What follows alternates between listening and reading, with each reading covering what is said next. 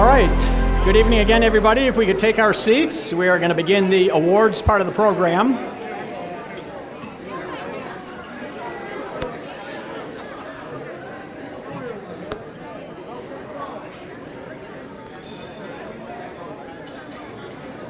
Yeah, if we could take our seats, please.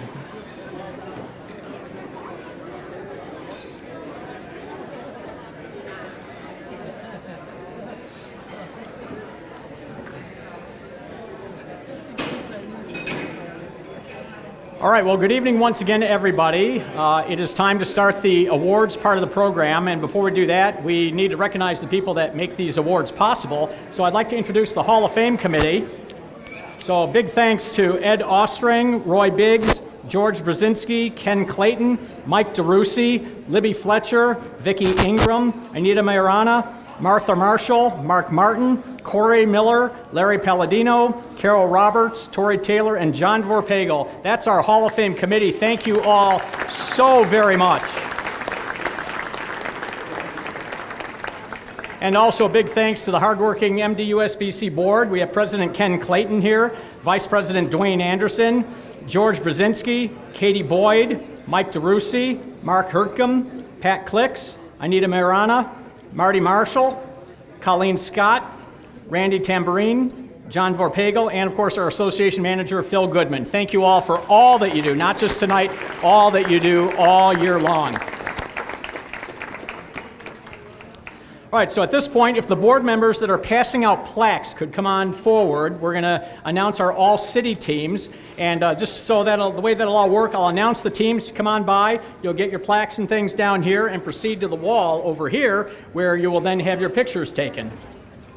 So are the board members here? I think we are good. All right, so our men's all-city team is Perry Crowell IV, the captain,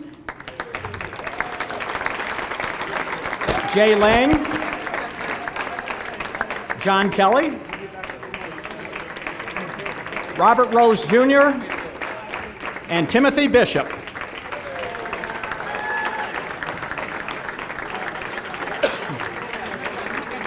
John's double dipping tonight.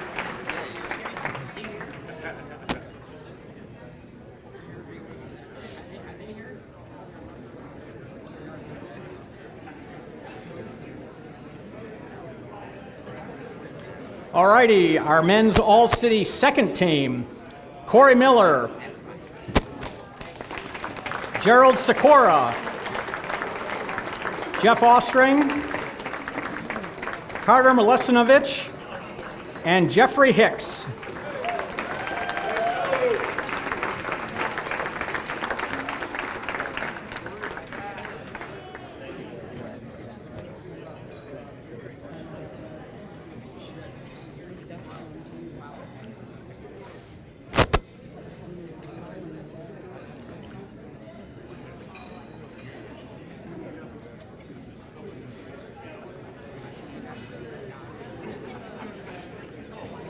All right, time for our women's all-city team. And we'll start with Captain Denisha Waller, Victoria Giardina, Julie Halstead, Candace Bradley, and Nicole Wilson.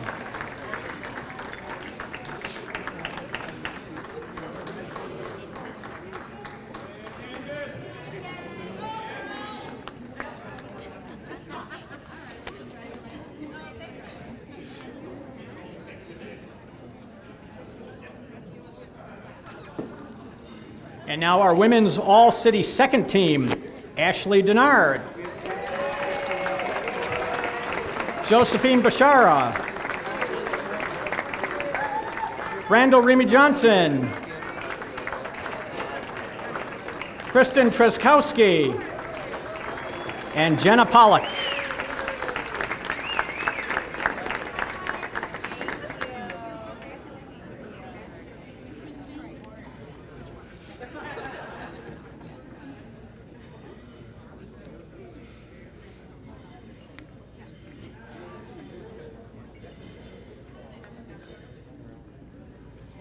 All right, time now for the senior men's all-city team. Captain Gerald Sikora. Jay Lang. Jeff Austreng.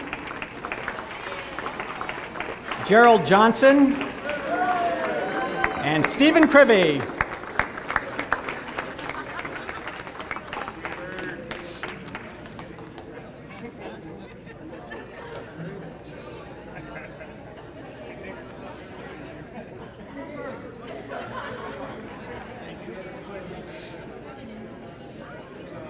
All right, our men's all-city second team, senior men's all-city second team, Ken Wyatt, Michael Calvin, Domenico Emmy, Terrence Dockery, Edward Mintz, and Scott Bowersock.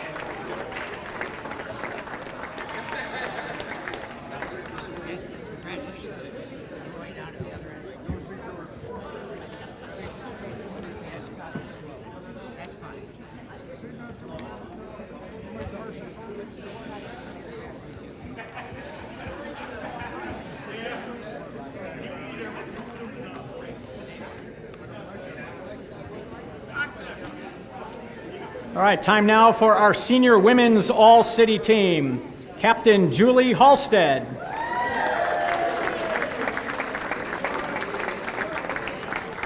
Lisa Lambert-Conant. Sandra Schultz. Angela Wilt. And Deborah Murrell.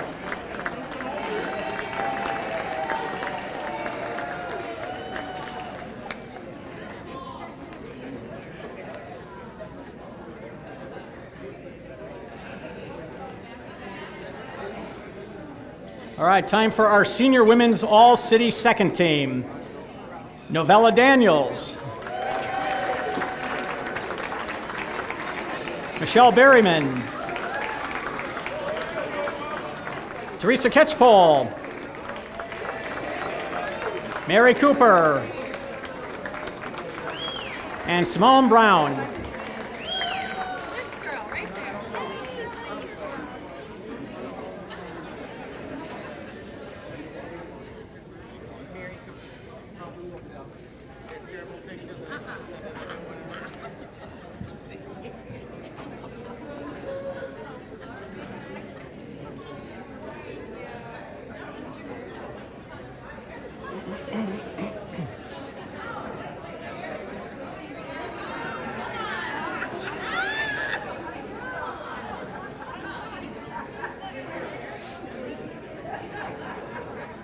All right, how about one big round of applause for our all-city team honorees?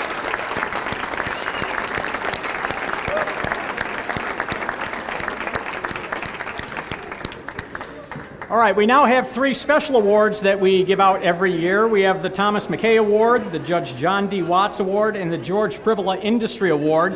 Very special honors recognizing people who have made some great contributions to our sport. And we're going to start with the Thomas McKay Award.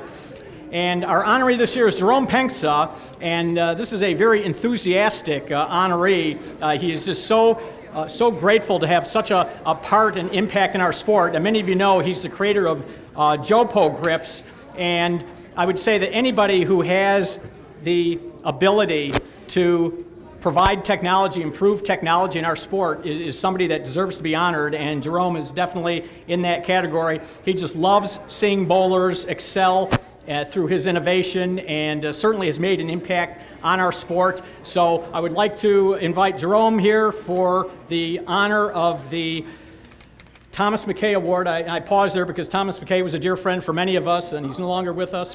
But Tom, you would be, I don't know how well you knew Tom, but it's such a great honor to have an award named after Tom. So come on up.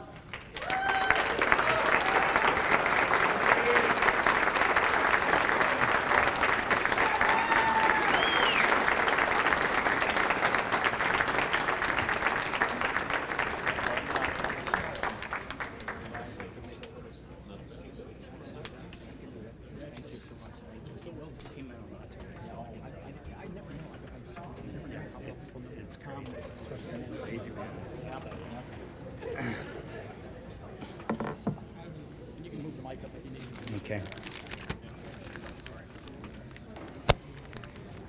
Thank you to the Metro Detroit Bowling Association, and congrats to all the 2025 Hall of Fame inductees and the award recipients for tonight. I met Tom McKay early in my bowling days while bowling in the Greater Detroit Bowling Association tournaments. Tom was a little bit older than me, 33 years to be exact, but we became friends. We became friends because I think because of our mutual love for the sport. It's one of the reasons why I love this sport so much is because we have friends that are in our 20s and all the way up to our 90s. This community allows us to be friends with a big age gap that I don't think is possible in any other sports. Tom was definitely a mentor of mine. I respected him. He loved the game so much, and he was a guy who nominated me to the Detroit Hall of Fame back in like 2008. So thank you, Tom, for all you have done for me and for the game of bowling. With that being said, I am honored to be recognized by the Metro Detroit USBC for my contributions to the sport of bowling and to be the recipient of the Thomas McKay Award. Bowling has given me so much over the years, and giving back to the sport and to the bowling community motivates me to continue finding ways to support and grow the game we all love. I am deeply grateful for this recognition and excited to continue working with pro shops, professionals, bowlers, everywhere to keep advancing the sport for generations to come. Thank you.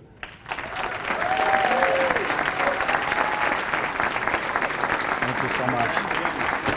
Thank you. And I received this award too, and Tom was a dear Oh friend. my God, this means more to me than actually getting inducted into the Hall of Fame. And it would be for me too. Yeah. Thank you so much, guys. So he wants to go that way, Jerry. Okay, thank you. Probably need to take a picture. Thank you. Well, congratulations again. And our next honoree, this is the Judge John D. Watts Award, and our honoree is Perry Farrell. And Perry is somebody that I can call a colleague because, I mean, I had a 40-year career in the media, and of course, as a newspaper reporter, same deal. And this sport of ours, unfortunately, this is something that I had to fight through, and this is at all the TV stations. The sportscasters really did not give our sport the coverage that it was due. I mean, it was always remarkable to me because this is the official bowling capital of the world. We'd get the Pro Tour in town, and they'd ignore it because it's a sport that they personally weren't interested in, and it didn't matter that the rest of the population of the city did. And so that's why I covered the sport for Channel 4 all those years whenever I had the opportunity and I was able to get a camera crew. And that's why this man here does what he does and did what he did all those years. Now, you talk about big footsteps to fill. He kind of took the torch, if you will, when Matt Fiorito retired. And Matt was, as many of you know, was just a legend in covering the sport. It was just something that was so important to him. And Matt was a dear friend of mine. And Matt would be so proud to be sitting here today, and Perry, to see you honored in this way. This is certainly well-deserved. And again, the Judge John D. Watts Award goes to Perry Farrell.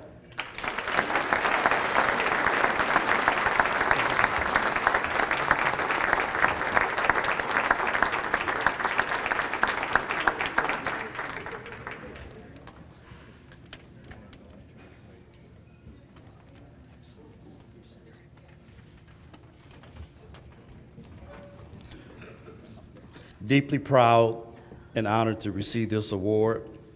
And like I was telling my family, there's some killers in this room. We could go all over the country and we're coming back with money and trophies. Give yourself a hand. I'm glad to be part of your group.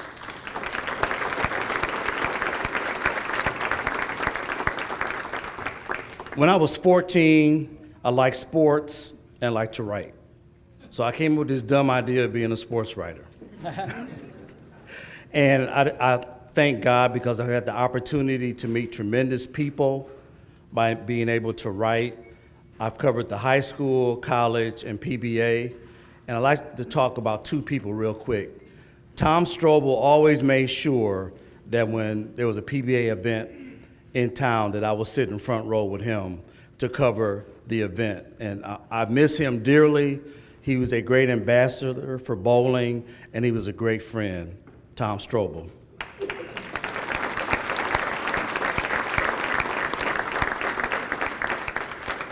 When I was trying to get good at the game, Bill Strike was at Bowl 1. And Bill Strike would let me bowl all day for free. I bowled 12, 15 games, said, "How much I owe you?" He said, "Nothing." And I miss him, not only because he was a great person, but he was also a great friend. And Bill will always be remembered in my heart. You know, I enjoy writing, and it gave me the opportunity to do what I do, and it also gave me a chance to meet great people.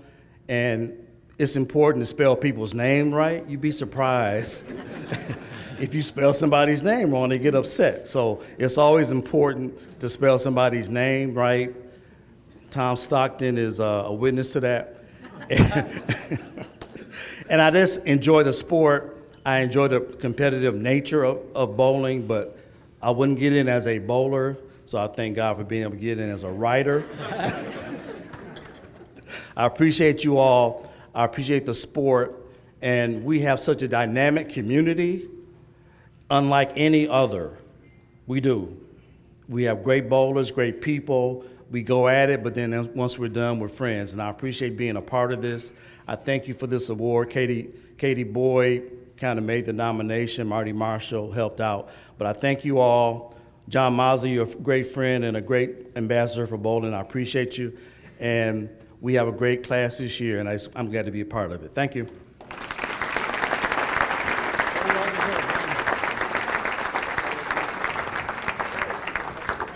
I tell you, we have one of the greatest sports in the world. It's one of the greatest participation sports in the world, and professional bowlers are easily the most accessible professional athletes in the world. You just go to any tournament and you see all the autographs they give, the pictures they take, but nobody knows that if we don't write about it and we don't cover it. And so, Perry, congratulations. You've really done this sport a world of good here.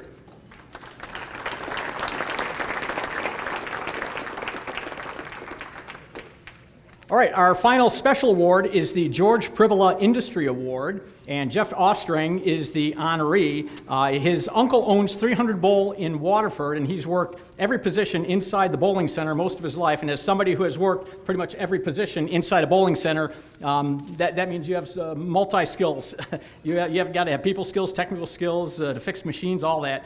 But it's tough to run a bowling center, and it really is it's a labor of love. And Jeff definitely brings that to the forefront. He's just so passionate about the sport. He's obviously become one of the top bowlers in the area, just a true leader in the bowling community. Jeff is ill and could not be here tonight, but fortunately his dad, Ed, is here and will accept the award on his behalf.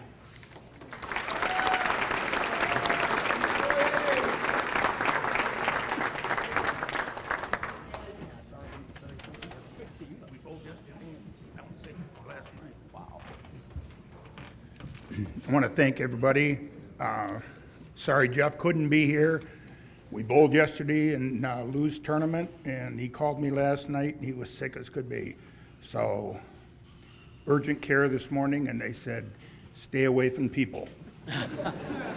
So Jeff has been general manager at 300 Bowl for almost 30 years. And he puts his heart and soul in that business. It's a family business. And he gives lessons, he tutors, he does everything up there. He basically runs that house. With his uncle now being ill, Jeff runs every aspect of that house. So I just want to thank everybody for giving him this award, and thank you very much.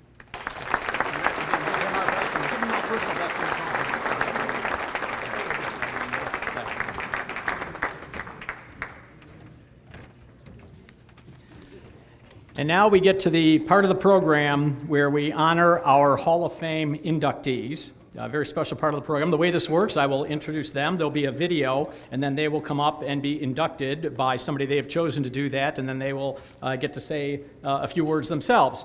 Of course, the State Association has a point of privilege in passing out awards, and we appreciate everything, again, that you do at the State Association. Thank you again for everything you folks do. So our first honoree is Ashley Denard, and we have a little video we're going to play.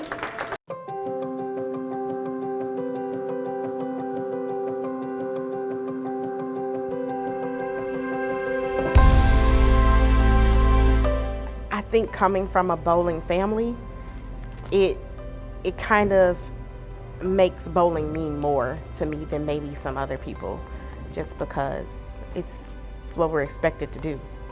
When I was younger, bowling was how I connected with my family, because my whole family bowled. So it was how I could see my cousins on Wednesday nights, or I could run to the bowl night with my dad on Sunday mornings if I woke up in time. It was how I spent, honestly, the most time. I probably spent the most time with my dad, like in the bowling alley. I don't remember ever not being in a bowling center. It's probably the answer. Like, it was just something we were always in. Both my parents bowled, my whole family bowled when I was younger. There was bowling league, you would go, all your cousins would be there. It was just fun. And then I think I started bowling youth league at like 4. And like I was on a team with all my cousins, and my aunties would come up there, and everybody was just there. That was where our family congregated. I don't know, I guess I fell in love when I started competing, like really competing, where it wasn't just let me go to league and let me hang out with my friends. It was like when I started competing, and I was like, I want to be good like these people I'm competing against, and I want people to look for my scores too. I think that's when I fell in love with bowling, because I wanted to be somebody. Man, I mean, I guess the last 2 years have been pretty great. I think winning the Men's Open last year, or in 2024, it was the second to last week, and I didn't even know. I was just bowling. And then once I threw my last strike on 290, everybody was like, Ashley, you took over the lead by 1 pin. And I was like, oh my God. So that was probably one of my biggest accomplishments. Like, that's what I feel like was the most impressive, because there are so many men in Metro Detroit, so many good men. And like in the singles category, I beat them all. And so that's probably my most impressive accomplishment, I think. I don't think it's still stunk in yet, but it feels pretty amazing, like to have your name somewhere where nobody can ever take that away. It's always going to be there. It feels pretty amazing.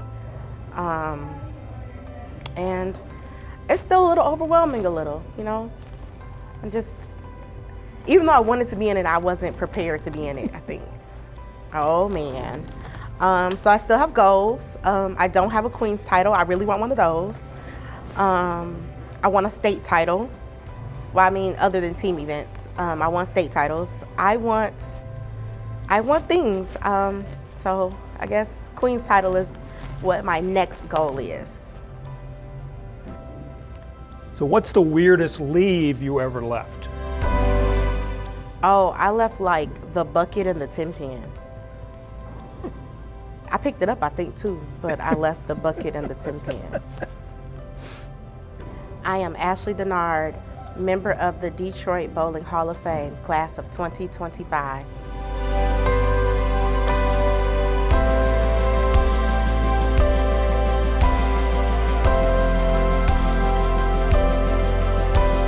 So our first inductee of the 2025 Hall of Fame is Ashley Denard, and she will be inducted by her father, Archie Denard.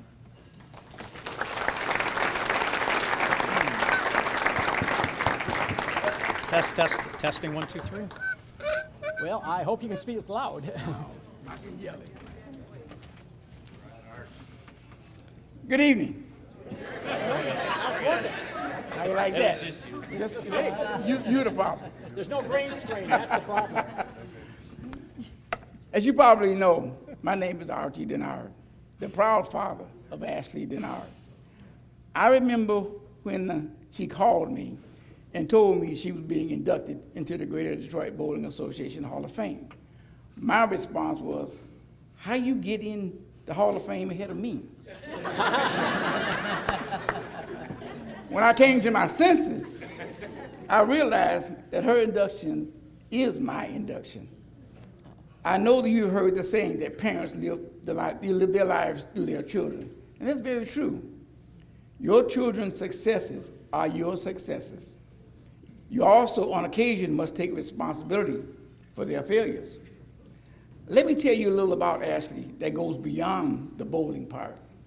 I have 5 daughters, Ashley being the youngest, which accounts for my term of endearment, baby girl. Parents often say that they know their child will be special at an early age, and you don't know how this feeling will manifest itself or if it will. But Ashley was special at an early age. When she was a young girl in elementary school, her teachers realized early on that she was special. She was so bored in school that she caused disruptions in class because she would finish her work and then proceed to disrupt the other students who were trying to complete work she had long since completed. Finally, in about third grade, her teacher asked her mother and I if it would be okay if she skipped a grade, which we agreed to. This turned out to be a blessing and a curse.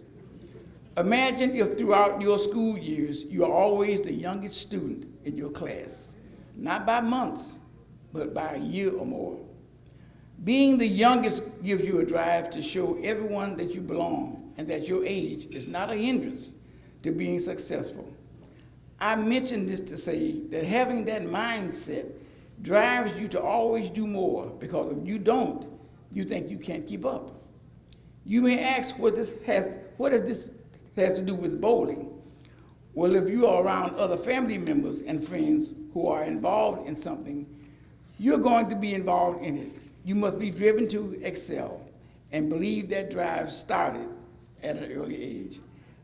Ashley was born into a bowling family, surrounded by and immersed in a bowling culture. Her nature would not allow her to be average. But bowling is, as I am sure you realize, only a small part of a person's life. And while it is a serious endeavor, in the overall scheme of things, it is only a fraction of a person's total existence. Being inducted into the GDBA Hall of Fame is a tremendous honor, but Ashley is a Hall of Fame daughter and a Hall of Fame sister. I'm going to embarrass her a little now, but my station in life allows me to do that. When Ashley was beginning her junior year at Southfield Lathrop High School, her older sister, who was a freshman at MSU, informed us that she was going to have a baby. Better than that, she was going to have twins. Better than that, because she was having problems with the pregnancy, they were going to be born premature. They were born in August, 1 pound 11 ounces, 2 pounds 2 ounces. And after an extended stay in the hospital, they both were allowed to come home in November.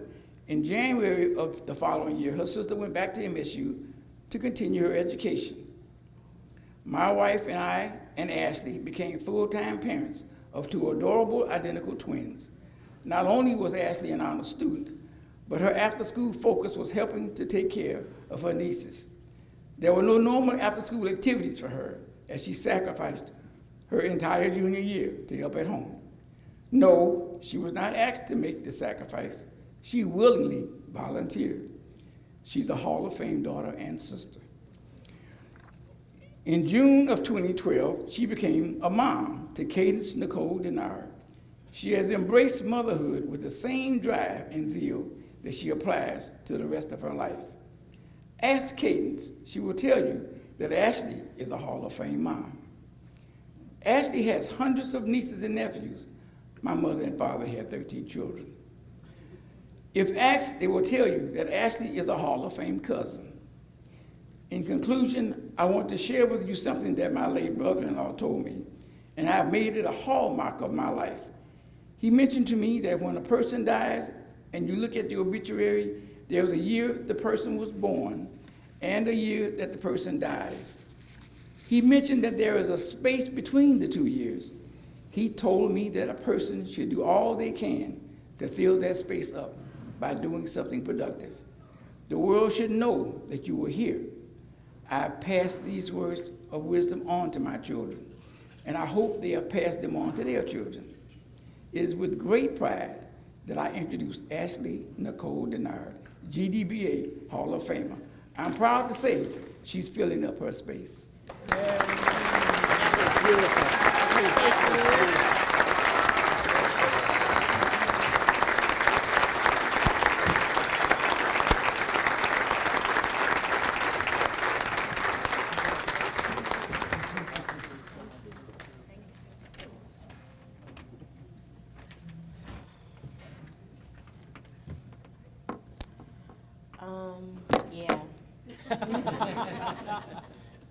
So I had 2 months to prepare this speech, and I started a couple days ago. Up until today, I probably still wasn't exactly sure what I was gonna say. I was still kind of, just taking some little notes on my phone. So let me start by getting thank yous out the way. Honestly, there's not enough thank yous to give, but first and foremost, thank you for everyone who's ever poured into my game. My parents, thank you for buying me equipment, driving me to youth league. My mom has spent more than one birthday at TMBA Easter weekend. To the Fantastics Bowling Club, my bowling family from the beginning, thank you for always supporting me, even when my journey took me away from you. Thank you, Daddy, for starting the club in my grandma's basement. Thank you, Mom, for dedicating just as many years to the club as Dad. Fun fact, my first city title was with my mom on a team. It was like 2009 or 8. Let's see. Thank you for taking me with you to nationals all the time, Mom, and thank you for financially making it possible for me to go myself when I was 17 and 18, because I promised I didn't have money to go there. Thank you, Greg Smith, for giving me endless hours at Bronco, just sitting inside the pro shop, soaking up knowledge about equipment, and letting me learn how to clean and polish balls, when I probably should have been at home helping my mom around the house. Thank you to the Shepherds, who probably gave me more free games than I ever paid for. Thank you to Kyle and Chris, who get phone calls every time I'm loading my car. What ball should I bring? Did I send you the shot? This is what I got. Tell me what I do. Thank you to Booby, Ronnie, and Sibo for always giving me knowledge, allowing me to practice when I finally want to practice for whatever event is coming up. Thank you for giving me time. To every teammate, doubles partner, and road trip companion, thank you to all the friends who are just a lane or a text away, to listen to all my bowling rants. Thank you for being there, even when it's more complaining than celebrating. Thank you for not blocking my phone calls. Bowling has given me much more than I've ever given it. It has been the one constant in my life for my whole life. It's taught me lessons that I didn't even know I wanted or needed.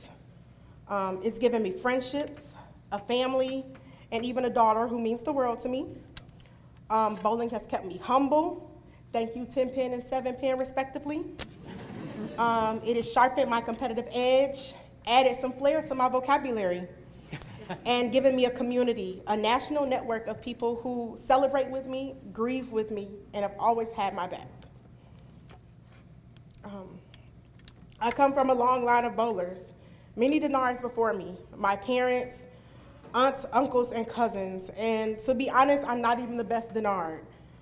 Bowling in Metro Detroit these last 20 years, there's never been a tournament where I could walk in the door with my name on my shirt and someone not recognize my last name. Usually it's Reggie, stories of how great he was, wild tales from some jackpot session, something about a cat suit and a tail. But somewhere along the way, I realized there was more to bowling than just league envelopes and a tournament win here and there. It didn't dawn on me when my dad was dispersing 300 rings like candy to all his daughters. It wasn't when I won my own city tournament, and nor was it when I found my mom's state jackets in the basement. I realized there was an eternal place to etch my name, a place that would last beyond the pins and the lanes. And as many family members I've had that come before me, it is crazy to think that I am the first Denard in the Hall of Fame.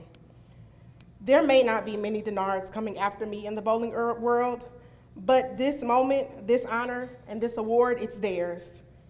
It's for my family, for the legacy I've always tried to uphold, for the name I've always tried to make proud. I wish my grandparents, more of my aunts, or my uncles or cousins could be here in person to see this. I wish that heaven had a phone. More than anything, I wish Reggie could see me. I wish I could witness his reaction. I wish they were here, because I'm a living tribute to all of them. This award is not mine, it is theirs. Thank you.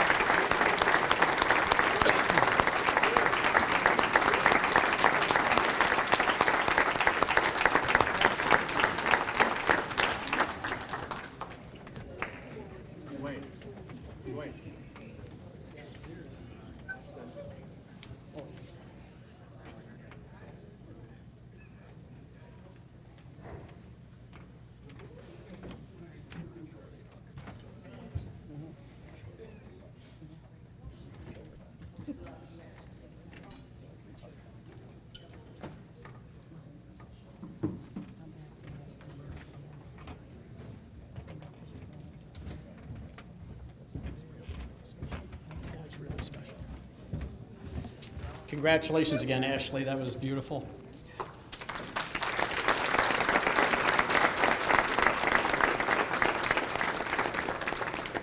Our next inductee is Lisa McCardy Hale, and we first have a nice video to play.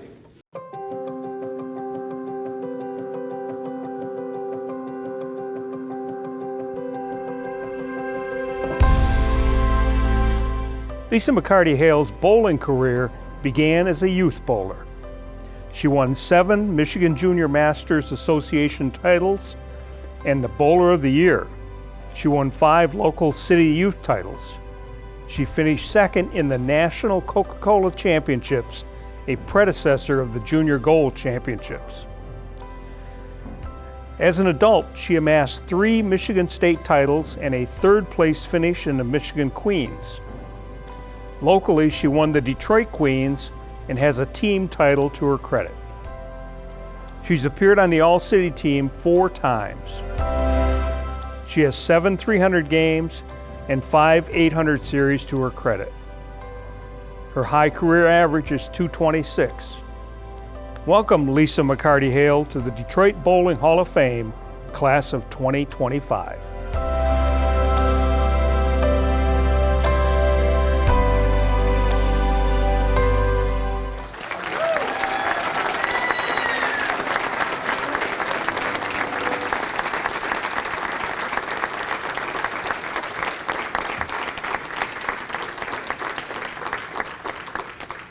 And Lisa is going to be inducted by Patrick McCardy, her brother.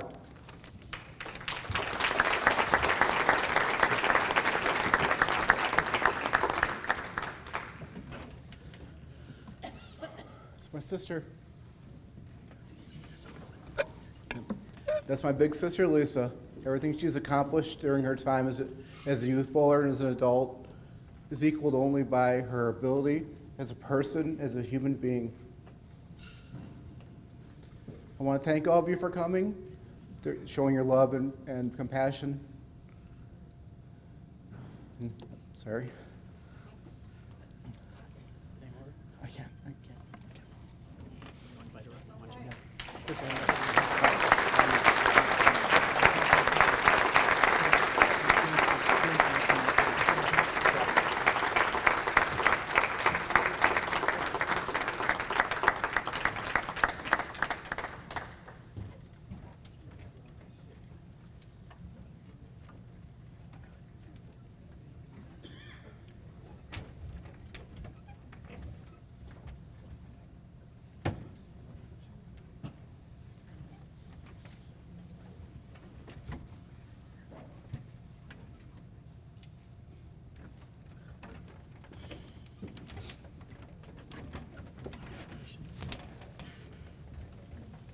Say what you want to say.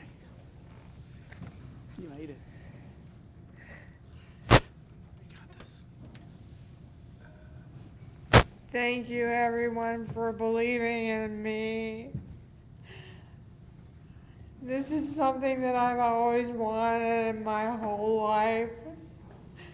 And now it's finally here. I finally did it.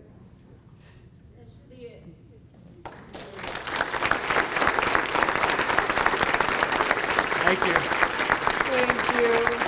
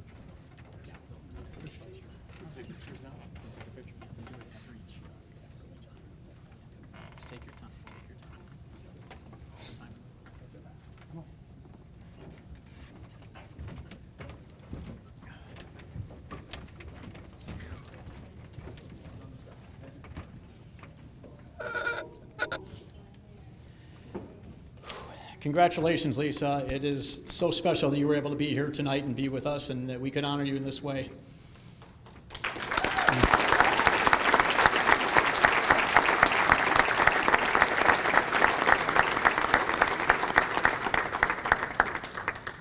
Our next honoree into the 2025 MDUSBC Hall of Fame is John Kelley, and we will start with a video of John, and then we will proceed with the induction.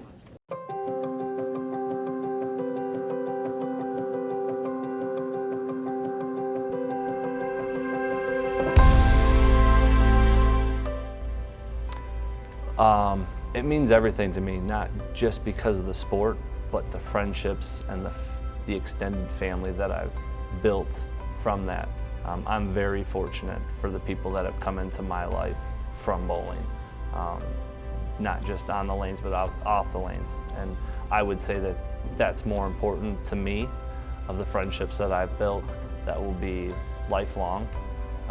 And that's what this sport has given to me, and I'm very fortunate for that. I loved it from the beginning.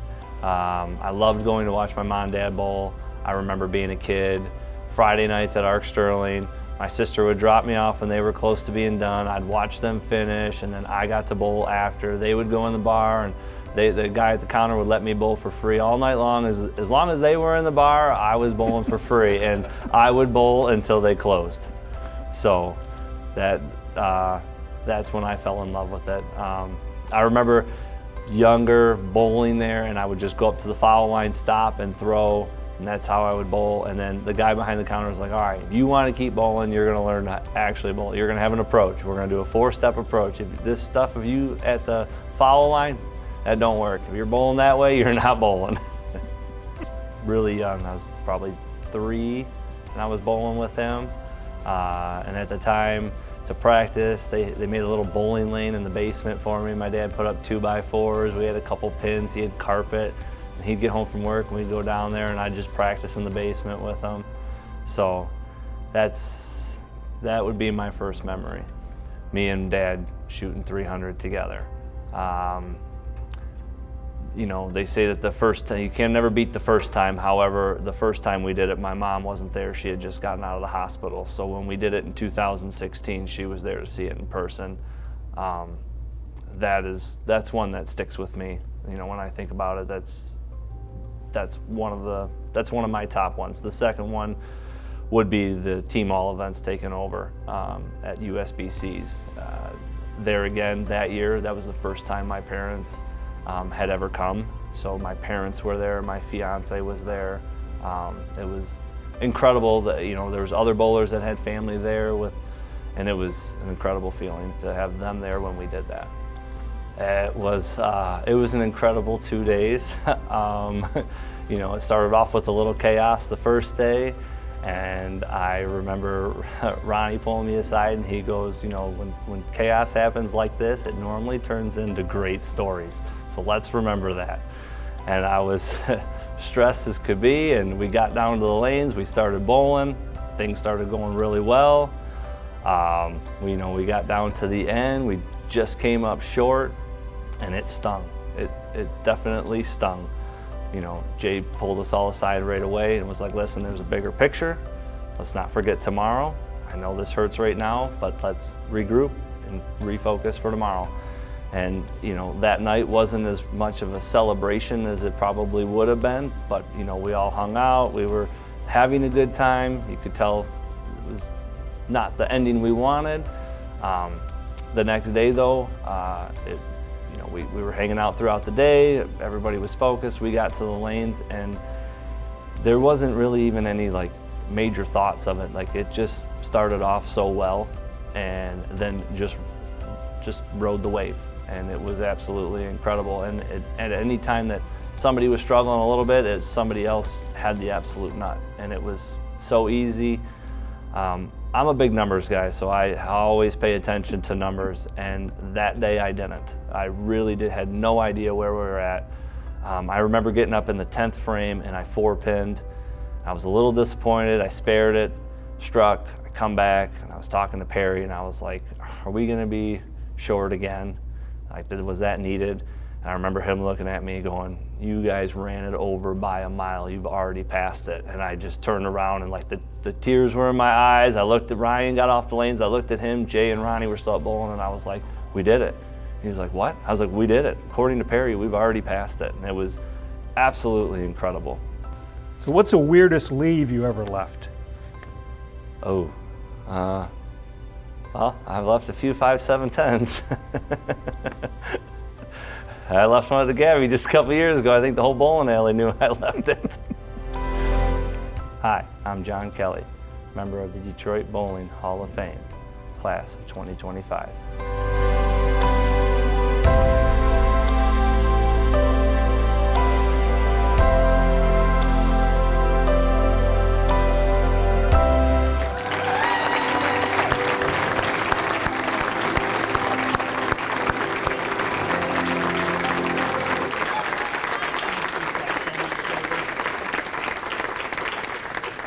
And, whoop, testing, oh, now it's working. And John is going to be inducted by his teammate and good friend, Ryan Van Hecke.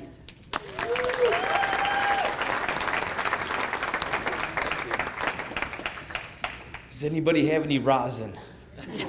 My hands are sweating. That bio by John, it covers a lot of things. A lot of things that I was a part of. Things that I might not have fully been mentally a part of, but part of the relationship that John and I have had for over 25 years now is that he knows where we're going, what we're doing, and when we have to be there, and he just makes sure that I arrive. Most times, he'll make sure that I know that he's gonna come pick me up. But nonetheless, there was a time that I did drive, and I drove to the wrong bowling alley. It was a pretty good joke that year. It wasn't the funniest thing that happened that year, but nonetheless, I've known John for 25 years. I met him high school bowling. He puts a huge staple on high school bowling because that's where it not only exploded his world of bowling and his relationships and the teachers that he'd run into, the coaches, the fellow competitors, the students of the game that are younger than him, that are already looking up to him. But high school is really where it started. And a lot of people think about John Kelley. Well, the first thing, you can't just say John, and you can't say Kelley, or it's always John Kelley. Oh, it's Ryan and Perry and John Kelley. It's always been John Kelley. But John Kelley started at Randt in high school. He was the frosted tips guy from Stevenson with the Robbie, and a very simplified game. It was far more simplified than his look, but both were on point all the time. Mom always had his clothes washed, shirts hung, never washed or dried in the dryer because it would shrink them, discolor, plus they couldn't be wrinkly. And even today, you can tell that shirt came off a hanger right before he came here. But I'm willing to bet at this point in his life, his mommy didn't wash it. He hung it all on his own like a big boy. So, aside from the relationship that I had with John, I was also blessed to develop a second family. So I want to thank John personally for that, and mom and dad. Mom and dad have been mom and dad for almost ever. Sister Colleen, Roberto, taught John how to stall a 97 Cobra with a 5-speed out of my driveway. But it sounded terrific. It was great. That was also during high school, one of the many things that John picked up in high school. He really tackled high school, but it was the things that he picked up in high school that he made me aware of. He wanted me to, you got to take it more serious, man. You're not putting enough time. You're not focused. You're just messing around. And he put me in check. I actually started bowling MJMAs because he wanted to go bowl them, and he's like, dude, we're going to bowl this. Mom and dad would come pick me up, put me in the car, and we'd go. Again, I didn't have to know where we were going, when we were going. I just had to have my stuff and be ready. And I knew Johnny was going to get us there, and we'd have a room, and everything would be great. John was going to make cuts, so I'd have a great weekend. I could bowl 6 games, maybe 8. And then I just get to cheer him on. And that's something that still lasts to this day. Even like just sitting here watching his bio, his induction video. I always felt like I'm the kid in the relationship here. But in these moments, like I have this, I don't know, it's just this image of John where almost like he's one of my kids. Like I get the sense of the feeling that I know that Skip feels. And he's just looking at the man that his son's become, and I get it to say that that's the man that my best friend is becoming. And he's probably the person in my life that has been there longer than anybody, but has continued to change for the good in every way, whether it be bowling in his personal life, his family, his friends, treating everybody with respect, dropping anything and everything at any moment if he can, and if he can't, he'd find a way to make his needs go away so he can help you with yours. And that's Johnny to the T. So, I mean, asking me to give this speech, I would have been a little bit bummed out if he hadn't.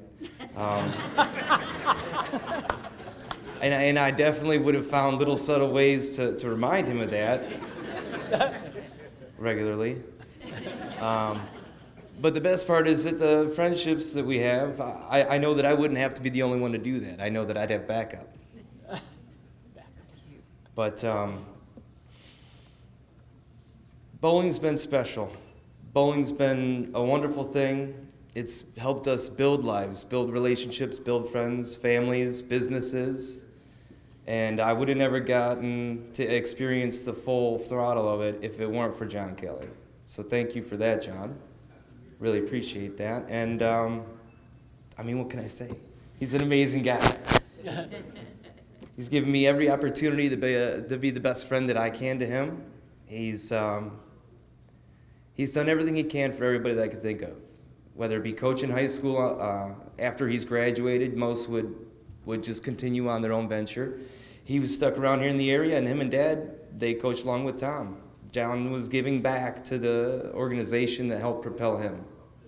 And he's done that in many ways, whether it be running a sport league or scrounging up 8 teams to go to nationals or a state tournament. John Kelley has been he's the George Washington of our group and many others, just making sure that the foundation's laid and we can all show up on time to do the one thing that he loves more than anybody I know, and that's bowl.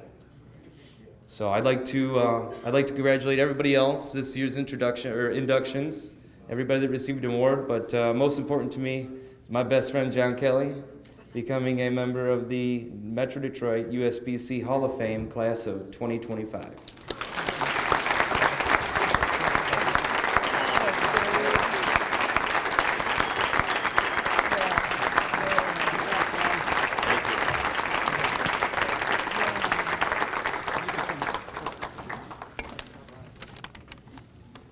Thanks, Ryan. Yeah. Stealing a lot I was going to talk about. I was so nervous of how long my speech was going to be, but it got a lot quicker. So I'd like to thank everybody that's here tonight. I would like to congratulate all the recipients to the Merit Awards. I would like to congratulate my fellow 2025 Hall of Fame inductees. It's a great accomplishment, and I am so honored to share this with all of you. I would like to thank the Metro Detroit staff and committee for everything that they do for our bowling community year in and year out. You guys do a great job, and it's much appreciated. Thank you so much.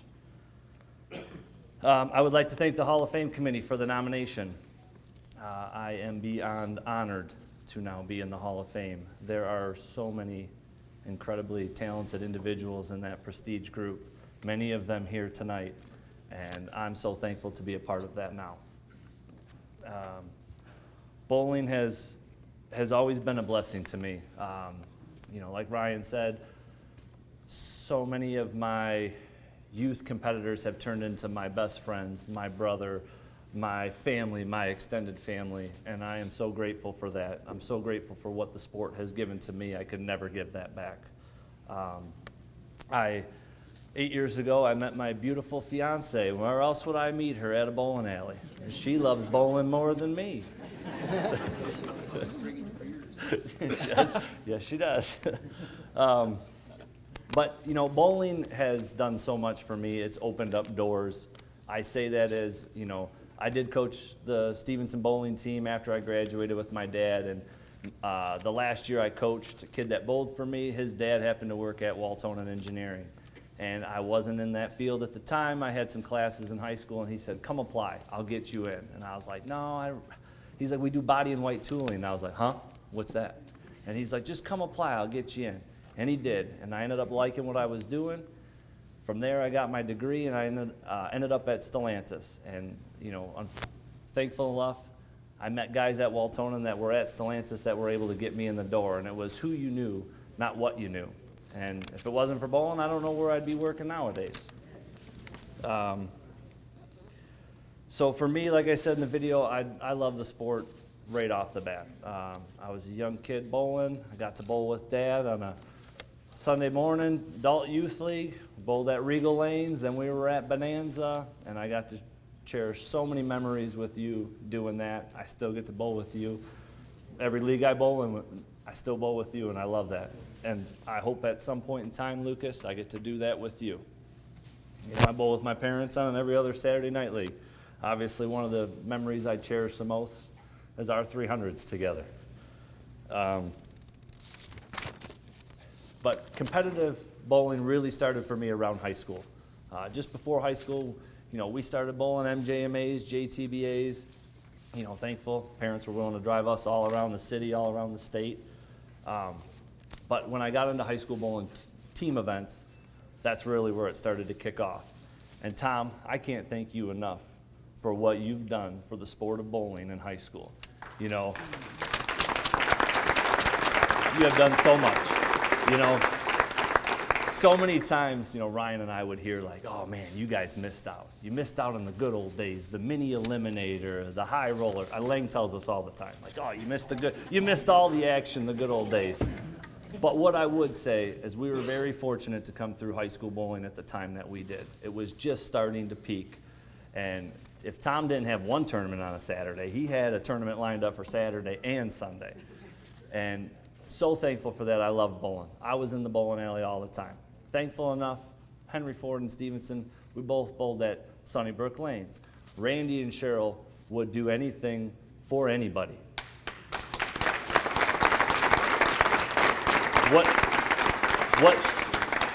What they were willing to do for high school bowling was absolutely incredible. They hosted tournaments. It felt like every weekend, but it was probably every other weekend we were at Sunnybrook, and I can't thank you guys enough for that. Not only for bowling there, but for working with you guys. I worked at Sunnybrook for about 8 years, so I was in the bowling alley 7 days a week. If I wasn't working, I was bowling, and I never got burned out of it. So I was very fortunate in youth with having some MJMA and JTBA titles, but the one that stuck closest to me was our 2005 state championship. And I like that because I got to share that with so many others. It wasn't, don't get me wrong, winning is great, never gets old. But when you get to share that with others, that's incredible. And, you know, in adult, so far, my career, I hope, is far from over, but I've been fortunate enough to have a couple good doubles partners that I've won some titles with, city and state. But the 2022 Team All events was so special. And I mean, I talked about it in the video, but for me, being able to share that with my best friends was absolutely incredible, and I'll never forget that. And you know, thankfully, I don't have to talk about it because I did in the video, but Ronnie had pulled me aside a little while after, and he was like, hey, no matter if it holds or if it don't, this memory, this moment can never be taken away from us. I remember having that conversation with you, and I was like, yep, you're right, of course. And 99% of the time, Ronnie's right. But I'm like, I get it, yep, right. And in my head, I'm like, I just want it to hold up. I've dreamed about having that little emblem next to my name or hearing my name when we get to that tournament. And I know it's only a couple years old, but when I relive that moment, I relive the moment of when we finished and being able to to share that memory with all of the family that was there with us, all the friends, the family. And that's the moment I relive. And that's what bowling gives to me. It gives me so many memories that that fills my heart. And it might not be the bowling, but it is the camaraderie, it's the friendships, it's the family, it's everything. Mom and Dad, I can't thank you guys enough for everything that you've done for me. All the sacrifices that you have made throughout the years for me to chase my dreams. Whether that's you guys sitting at the bowling alley all the time. If anybody knows, Mom's always there to watch. Mom, Dad, Katie's there to watch. They're always there. I can't thank you enough for driving me around the city for all the high school events, around the state for MJMA or into Ohio, or even our vacations turning into junior gold trips. I am forever thankful for all that you guys have done for me. This accomplishment, this award, is not just my award, it's our award. My only goal ever in bowling is to make you guys proud.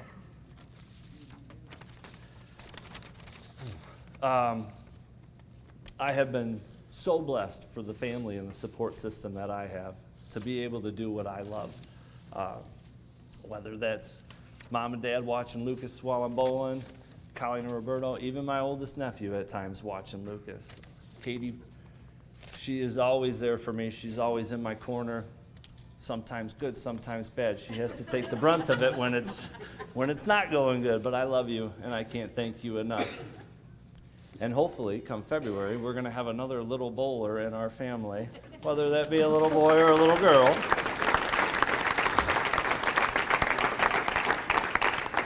But I'm so thankful for all of you and all of my family that's here to enjoy this with me. I can't thank every single one of you enough for being here for me.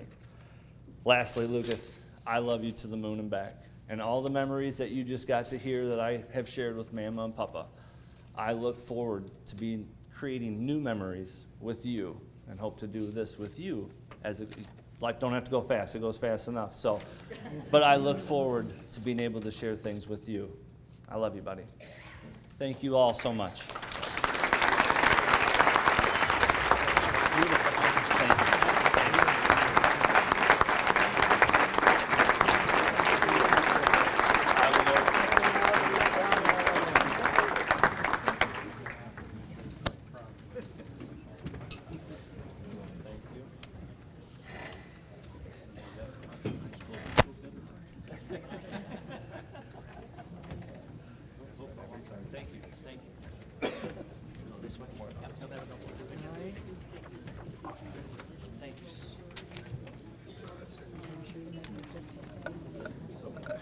Yeah, congratulations, John. And I have to add one thing. I've been a part of this event, I can't even count the number of years. I want to say maybe 20, maybe more years. And Ryan, this is the first time, this is a first, that we've had a bowler compared to George Washington. I mean,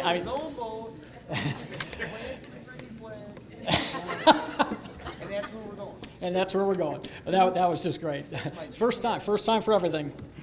All right, our next nominee is the late Val Mikiel. She was nominated by Eric Hartman, a bowling historian, a real true historian on the western side of the state, did a lot of research, and she is going to be inducted by her cousin, Perla McLean, but first we have a video to play.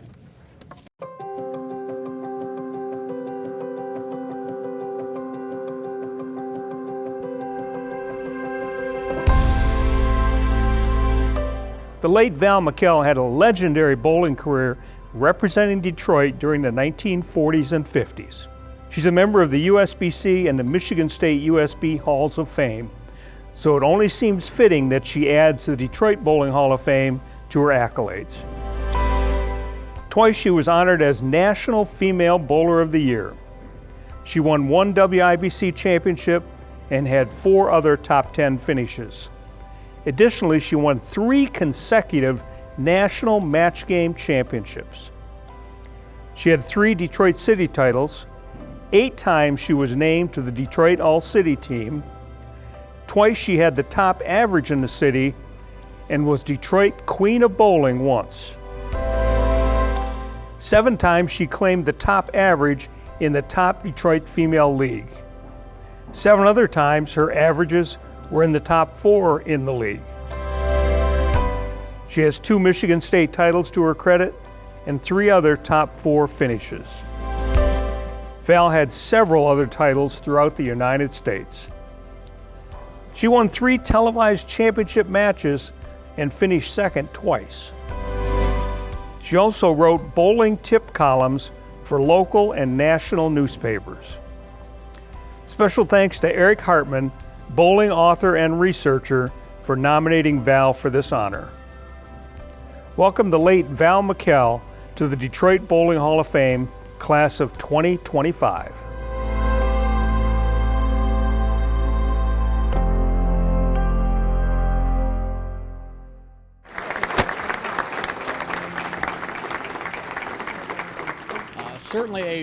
Certainly a most deserved and really a very appropriate honoree tonight, and we're honored to have her cousin Perla to induct her.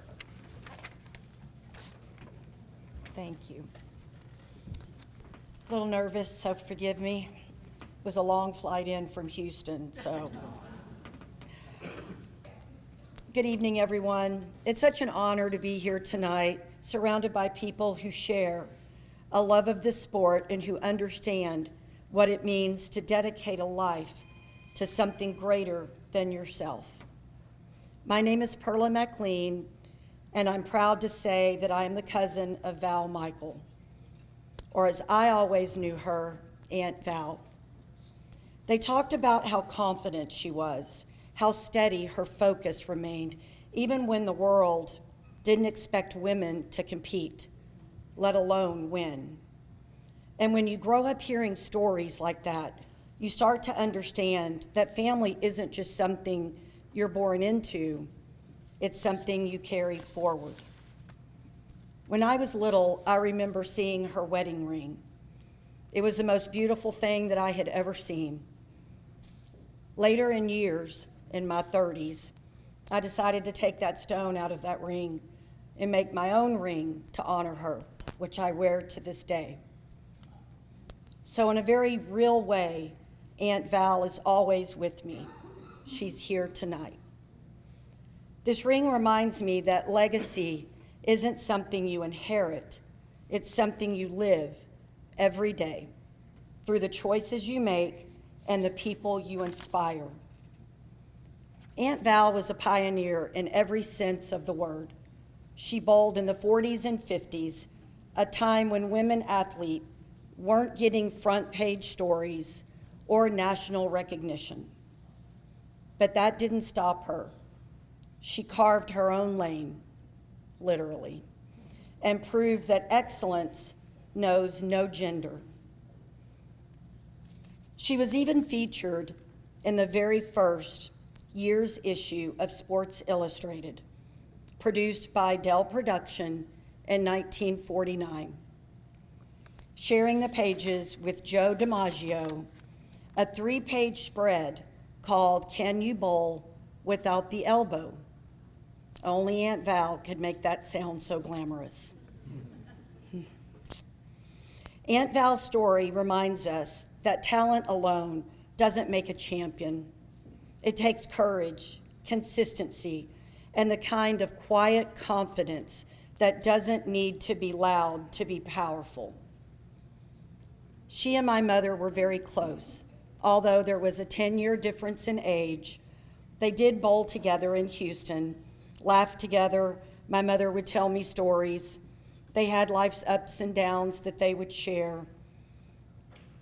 I like to imagine them bowling together and talking about their dreams, never realizing that they were helping shape the path for women who would follow. As I got older, I learned more about her life and also myself.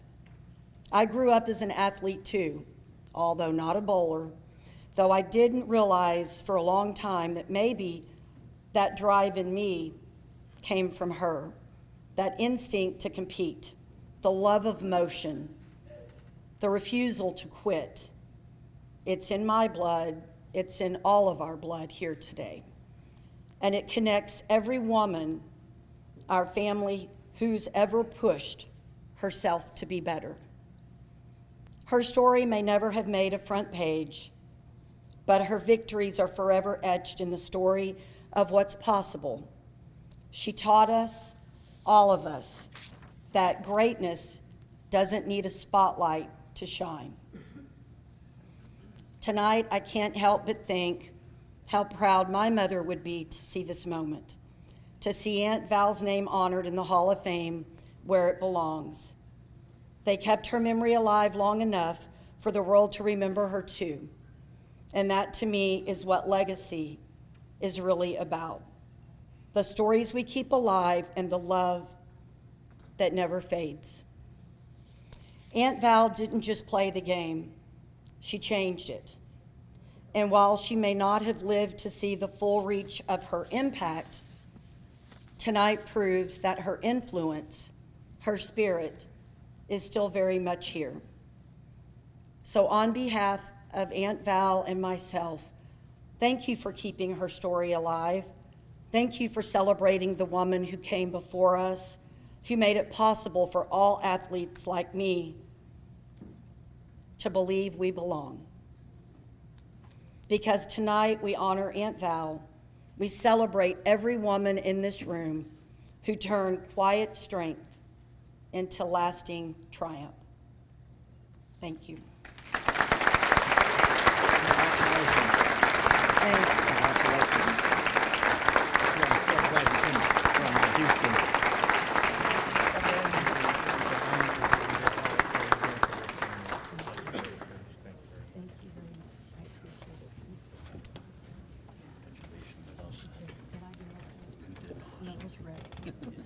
Thank you so much. And again, big thanks to Eric Hartman, who did the research. Honestly, Perla, I did not know. I knew nothing about Val until this research was done, and this is long overdue and really a tremendous honor. I'm glad we were able to do this. I'm glad you came up from Houston. Thank you for honoring us by coming up from Houston for this.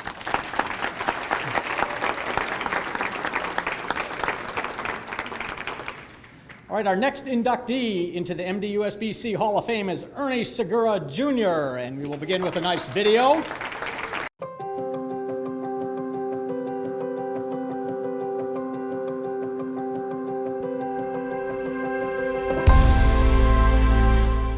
You know, I mean, my wife always says, Ernie, all you know is 3 holes in a weight block. And I mean, it's the truth, you know, I mean, it's like, my dad growing up, he had 3 tools in his toolbox. He had tape, he had a Phillips screwdriver and a hammer, you know. So I didn't learn too much. I just learned from him. I learned to bowl. And, you know, I love bowling and it means a lot to me. I mean, everything I think about is preparing myself for the next, you know, I got to have, you know, the right equipment, become prepared and be ready to compete, you know, at every level. 12 years old. Yeah, I can remember neighbor came knocking on my door. And back then, you know, you just scream the name, you know, Ernie. And it was Saturday morning. And you know what happens Saturday morning? Cartoons. So this kid's knocking on my door, screaming my name, and I go up there and I says, what do you want?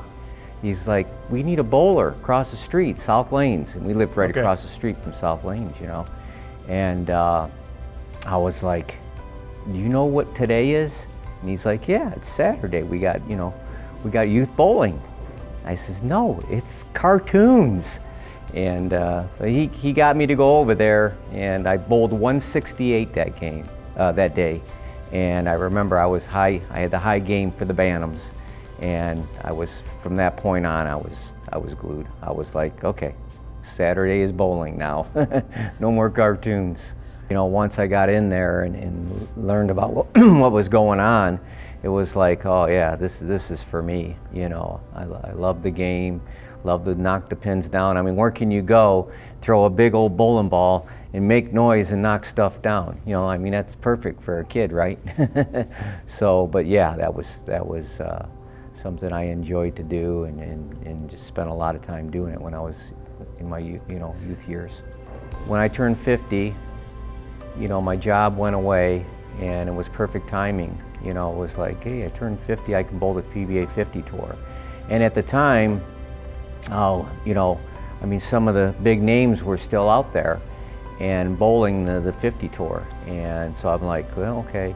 I was 45, I told myself I got to get ready for this, And at 45, I hired a personal trainer, ran, I did a lot of things to prepare. And I was ready when I turned 50, and went out there and it just, bowling some of the big names, all the big names. Oh, yeah.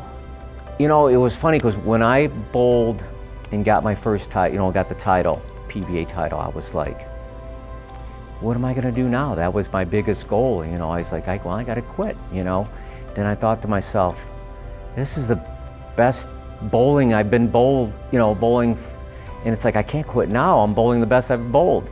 So now with the Hall of Fame, I'm thinking, well, usually a Hall of Fame, end of the career type thing and that.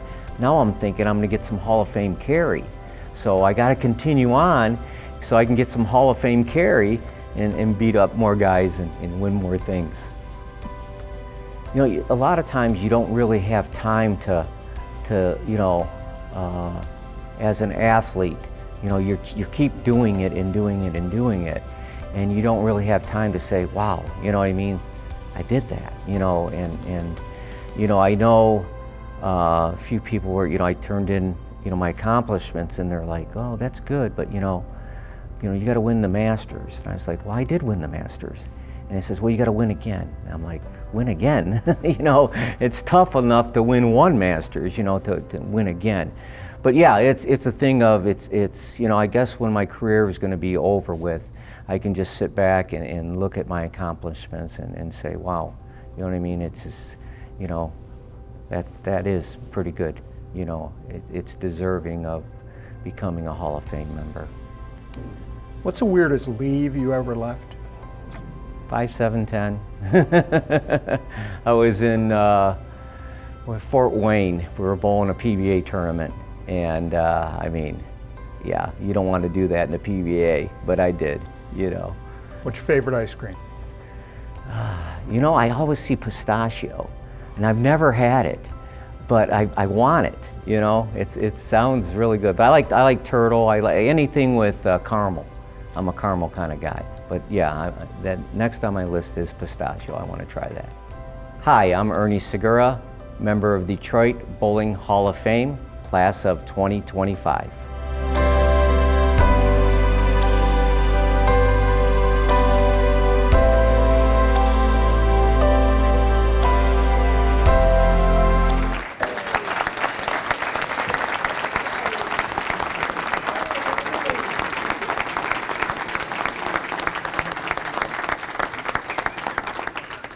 And here to induct Ernie is his daughter, Alyssa.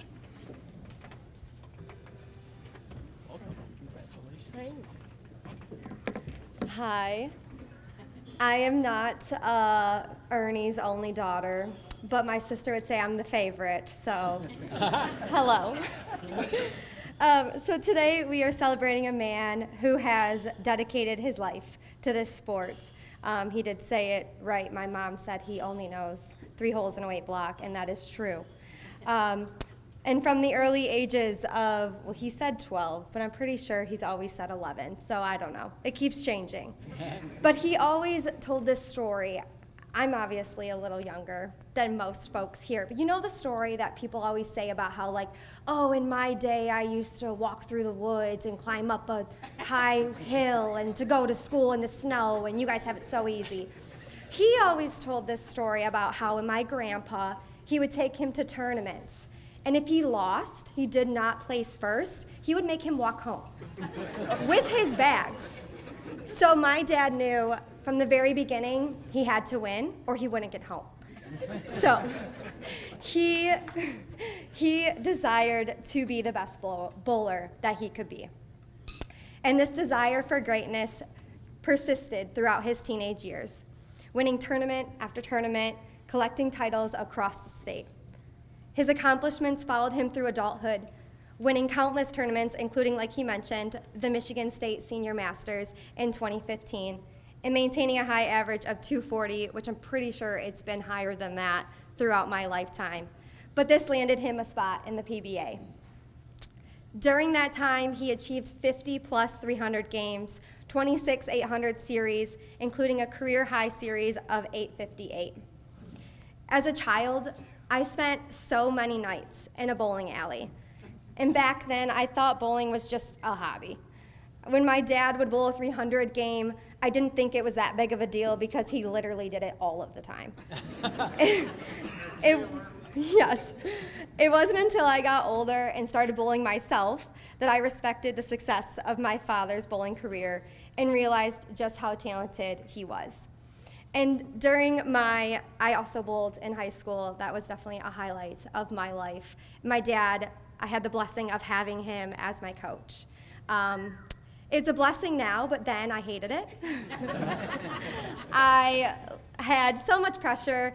As someone said, when I would walk into a bowling alley and I had Segura on the back of my jersey or shirt, whatever you want to call it, there was a lot of pressure because everyone knew my dad, and it was a lot. But I'm so thankful for that because who gets to say that their dad got to coach them?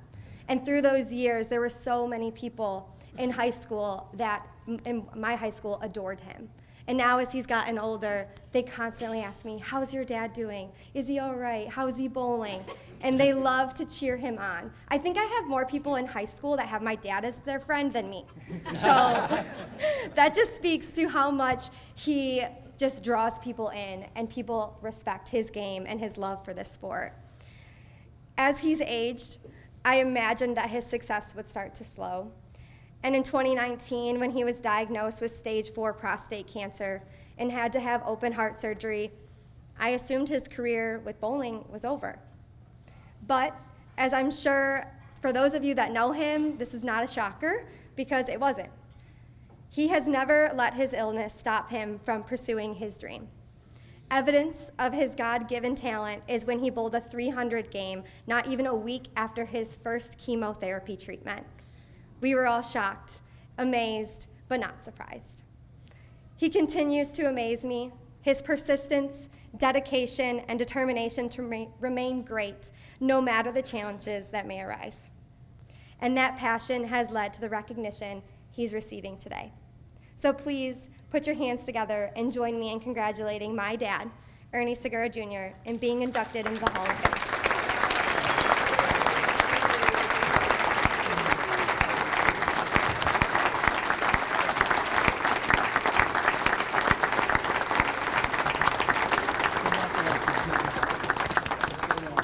Thank you. Something complimentary. Talk about it later. Okay.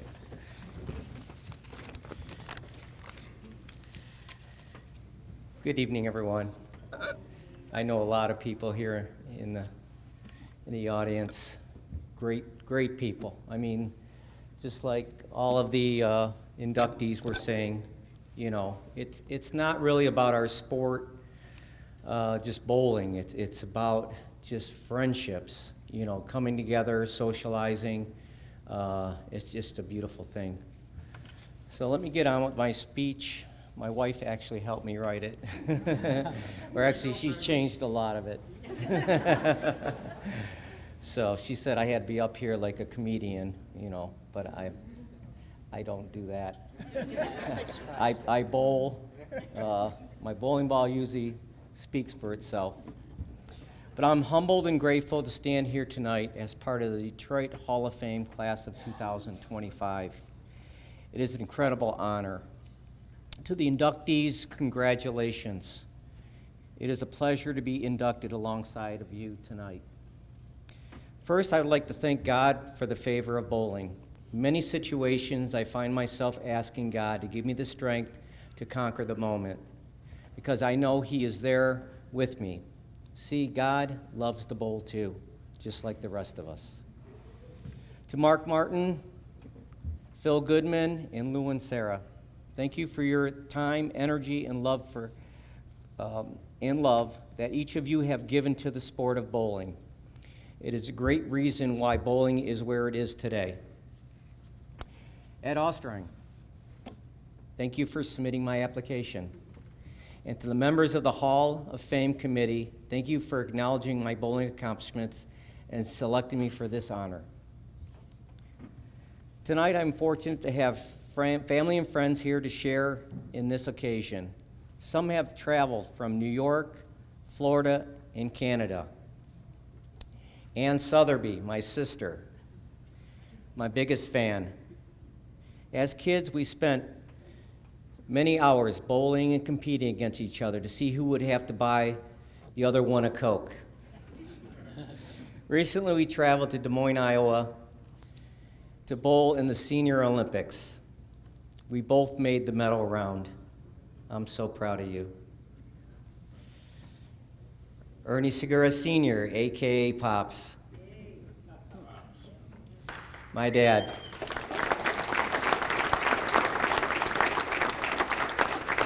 He is the reason why I'm a fierce competitor. You see, if I didn't win a tournament, like you guys heard before, I was walking home. All joking aside, one of my favorite memories is with my dad, bowling in the Metro Detroit City doubles tournament at Thunderbolt Lanes. We won the tournament defeating numerous Hall of Famers. That's one of my favorite memories. Thank you, Pops. My children, Ernie, Haley, and Alyssa. There were many times when I wasn't home because of bowling. Just let you know, you were always on my mind and in my heart. I am very proud of all of you. Denver, my son-in-law. Sometimes we go golfing, and he's a pretty good golfer. He's probably a scratch golfer there. And I tell him, I'm a professional, but not at golf. Thank you for being here tonight. I appreciate it. Unfortunately, my son-in-law, Cody, could not be here tonight. He is actually on dad duty. My friends and teammates, Sid Morin. If anybody wants to go down memory lane and talk about Cecil Ward Youth Travel League, Sid is your man. Glenn Morgan Smith. We have become friends bowling the PBA 50 Tour. However, he has become like family. We have traveled and competed in many bowling events, attending Tiger games, Yankee games, and Piston games. He is an absolute best New York tour guide and made sure my daughter and granddaughter were able to complete their entire New York to-do list with ease. Josie, my favorite cousin, and her husband Mike came all the way from Florida. We have so many fond memories, holiday memories when we were kids. Love you guys. Cheryl, yeah, her husband Tom, and Rochelle. Thank you for spending your Sunday with us. Cheryl and Rochelle work with my wife at the VA in Detroit. These girls get to hear all the good, crazy stories with my wife shares with them. Tom, I might need to debunk some of these stories. Peggy, my wife. Clone the phrase, if it doesn't have 3 holes in a weight block, don't ask Ernie. Very true. I appreciate you for realizing how much bowling meant to me. I know it was not always easy. I love you. To my sponsors through the years, currently Brunswick and Turbo Grips, your support and equipment contributed to the bowler that I am today. I am overwhelmed with gratitude for this honor. Bowling has given me so much memories, friendships, and longevity. Some may ask why longevity? See, in 2020, I was diagnosed with stage 4 metastatic prostate cancer. And there were many days when I just wanted to stay home, but knowing that my teammates were depending on me help me get up every morning to do something that I love to do.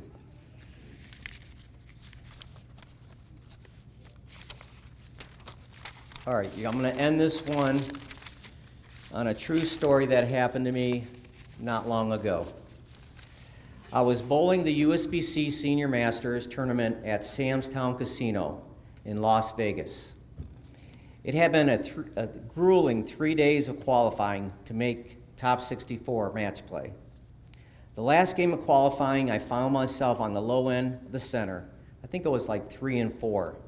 Well, those were the toughest pairs, and at the end, I was able to defeat the pair and move on to match play. I felt like I had just wrestled an alligator and won. As I was walking down the concourse to the paddock, which was on the other end of the center, music started to play. All I could hear was Steve Perry from the band Journey, belting out just a small city boy from South Detroit. Well, I want to tell you, this small town boy from South Detroit is a Hall of Famer. Thank you from the bottom of my heart.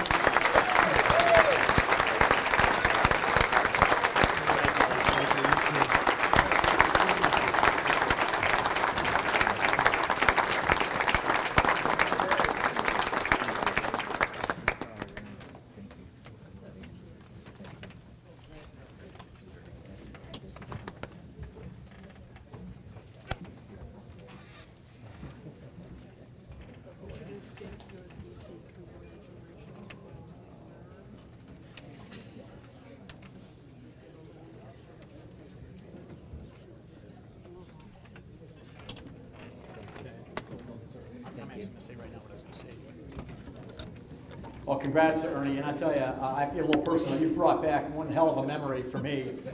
It was this is 31 years ago that I came down with a bad case of cancer as well. And I have to tell you, after the surgery, and we were going to start chemo immediately, it was the harshest stuff that they had. You know, he asked the doctor the obligatory question, am I going to die? And the next question was, when can I bowl? And he kind of looked at me and he said, well, I'd give it about it was abdominal surgery. He said, I'd give it about 3 weeks. Well, my surgery was on a Tuesday, and I tell you, 3 Tuesdays from that moment, I went to the bowling center because I hadn't bowled in 3 weeks and had practiced. And then I was with my team on that Thursday, that 2 days later. And so that's one thing. The reason I say that is, you know, everybody's passionate about their sport, but I don't think there is anybody that is more passionate about their sport than bowlers. And I think what Ernie, you know, we just heard from Ernie and my experience and others that we've heard, there's no question about that. So congratulations again, Ernie.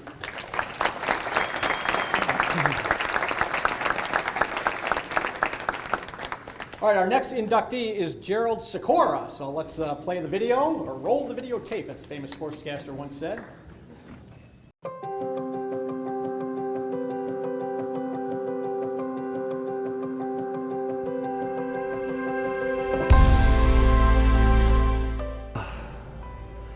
Well, all my hard work's finally paid off. I mean, I practiced hours and hours of practice, try to get better at my game, come out and do the best I can in tournaments and stuff like that, and just do the best that I can do. I get to be a part of a select group that's, you know, the guys that I've bowled with for years. You know, it's finally sunk in a little bit that, you know, I'm joining these guys. So, well, I was young. It's probably 7 or 8 years old when I started going with my dad down to the center. He bowled 3 or 4 times a week. You go down with him. The owner of the center would put me down on a pair of lanes, and when my dad got done, he'd come down and say, okay, that's enough. And I'd pack my stuff up and would go home and wait for the next time. Well, bowling with Team USA, that was one of my great fondest memories. Been places in the world I'll never go again, probably. You know, been to Australia, South Africa, Dominican, all across the U.S. and Canada bowling, so that was a great experience there. That's probably something that I'll never do again, so. That's given me a lot, like the friendships, the camaraderies, you know, the different types of tournaments and stuff that I've bowled. Especially like coaching, I like to give back to the kids. I coached high school bowling for over 10 years. And it's fun like to watch them succeed, to try to pass on the knowledge that I've gained through the years and through my coaches and experiences, try to pass on to them, get them to love the sport as much as I do. It's been a rewarding experience. I mean, as far as getting to see the world, going places and meeting new people, friendships that I've gotten. Words can't describe it. I mean, it's just been an amazing ride. So, I'm Jerry Sikora, a member of the class of 2025 Metro Detroit Bowling Hall of Fame.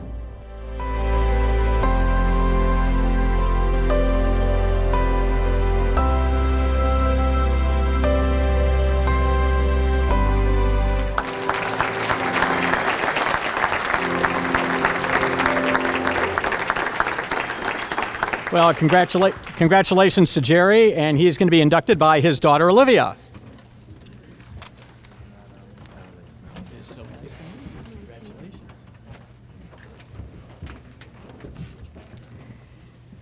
All right, good evening, everyone. My name is Olivia Sikora, and I have the privilege of inducting my dad, Jerry Sikora, into the MDUSBC Bowling Hall of Fame tonight. My dad has been bowling for over 60 years, and in that time, he's achieved more than most could dream of. Multiple state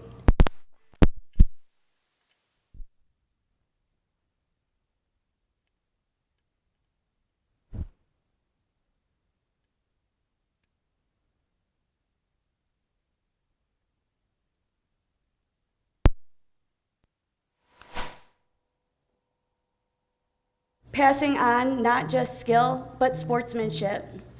He's been a mentor, a cheerleader, and sometimes even a comic relief when things get tense.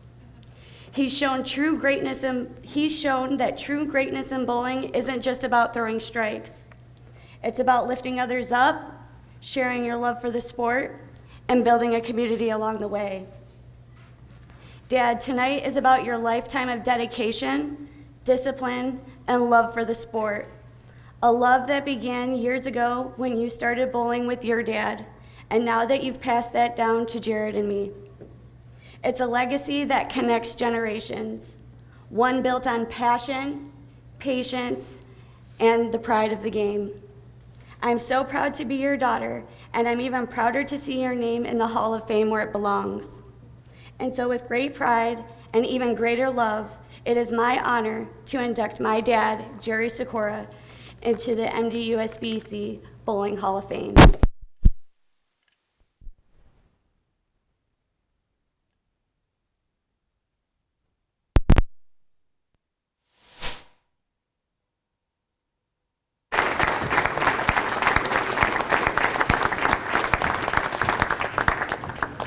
Congratulations, man. So well deserved, too.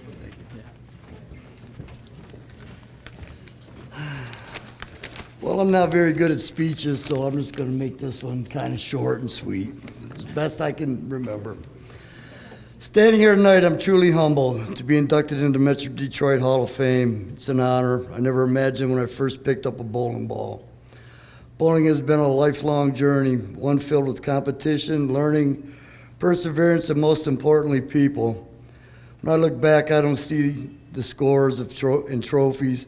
I see the friendships, the laughter, and the camaraderie, and the memories that have made this sport so meaningful. First and foremost, I want to thank my family, my wife Linda, all the support she's ever given me and still continues to do so. Your support has been unwavering.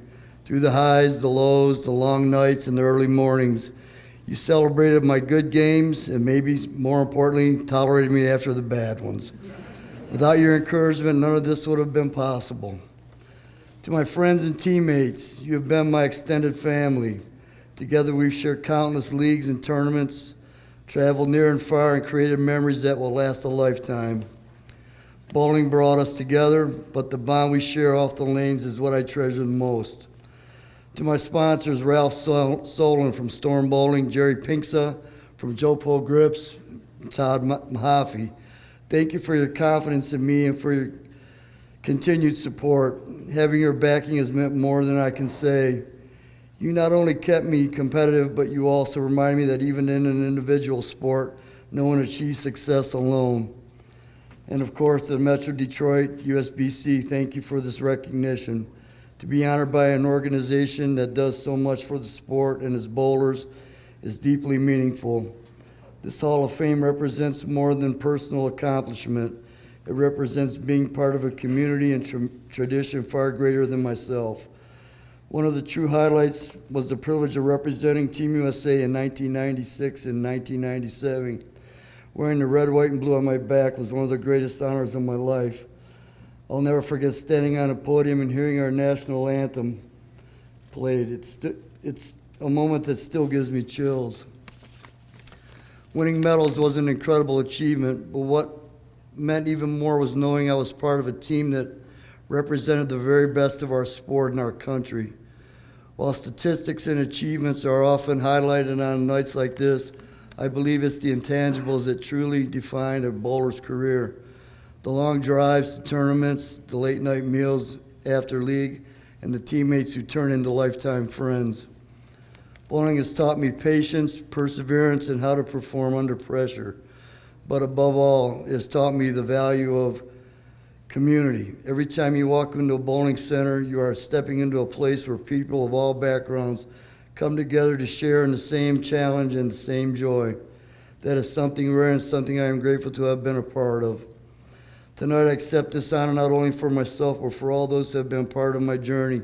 My family, my friends, my coaches, my competitors, and everyone who helped me become not just a better bowler, but a better person. As I look to the future, my hope is that we all continue to enjoy the sport in its purest form. Whether you are striving for championships or simply celebrating that first game over 100, may you find the same joy and camaraderie that I have been blessed with throughout my career. Thank you once again for this extraordinary honor. I'll do my best to live up to it. Thank you.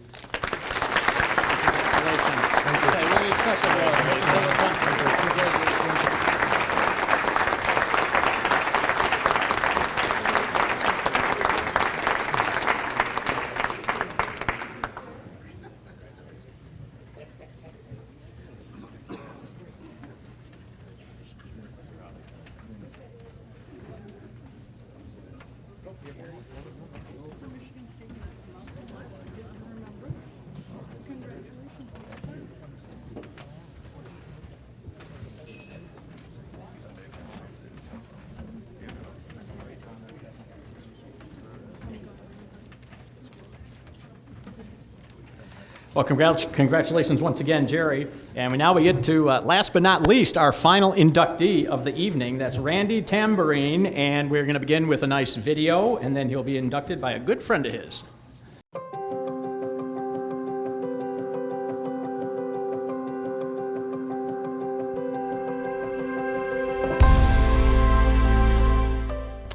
Well, if I ever shoot 300, I'll tell you.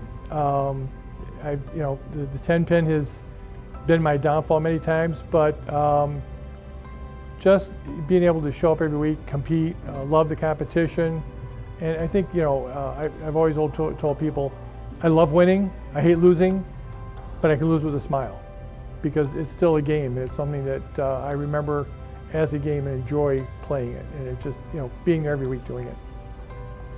I was probably 12 or 13. Although I remember going to bowling centers with my dad. He bowled in the league for years, and kind of where I got my start with watching it. But when I first picked up a ball, I was probably about 12 years old. Saw a sport that intrigued me, not just from the physical, but the mental aspect of the game and the science of it, and just took off from there. It was a city tournament for the youth, and it was an opening squad morning. And that's when I was running the Ward Youth Travel League, and we had bowlers from the league come out and shoot 300 games, a 299, a 290, and a 279 in the opening squad. And I remember running back and forth to the office, getting the paperwork for the honor scores, and parents, who all these kids in these uniforms that are bowling.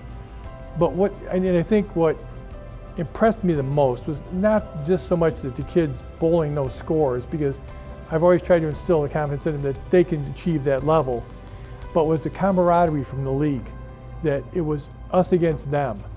And as one of our bowlers got up in the 10th frame with the front 9, there was 15 or 18 of the youth travel, the travel league bowlers, all standing behind him, cheering him on. And that was what really was cool, to see that bond that they had. And just watching the kids grow up, watching them achieve their goals, watching somebody shoot their first 300, or a young lady shooting the first 700, or the boy shooting the first 800, seeing how they do in tournaments. And now seeing the kids that came through the Ward Travel League and seeing their kids bowling at these tournaments and associating with them and the friendships that we have, it's just truly an honor and amazing. What's the weirdest leave you ever left? Well, like other people said, it's hard to say. Probably the 5-7-10, which ironically I didn't leave for the first time until last year. You know, you throw the ball and you can see, well, I could leave one of 3 pins, but not all 3 but one. So probably the strangest one. I've left some weird ones though. I'm Randy Tambourine, and I'm a member of the Metro Detroit USBC Hall of Fame class of 2025.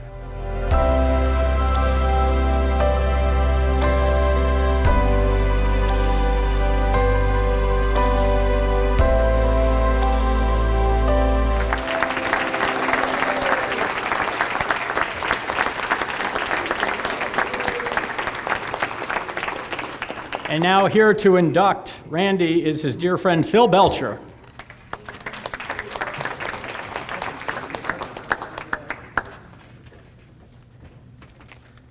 Good evening, everybody. Randy and I have been friends for a number of years. Like we go back to 2nd grade. And from then on, we were at Perry Elementary School together. We were in high school together. We graduated together. We bowled together at the old Ritz Lane on Harper and 9 Mile and 9 Mile and Harper, and the old Saturday morning Coca-Cola League. It was fun. Graduating together in 1970, I was one of the oldest kids in the class because I was 18 at the beginning of the school year. Randy was one of the youngest ones in the class. He was also one of the smarter ones in the class. Upon graduation, we went our separate ways. I went off to Grand Valley to college. Randy stayed in the area. We reunited through youth bowling. Actually, Cecil Ward League. My older children wanted to bowl. I bowled with them on Saturdays, did the adult child leagues in that. And somebody had mentioned the travel league. So I looked it up. And here's my old friend from high school running the travel league.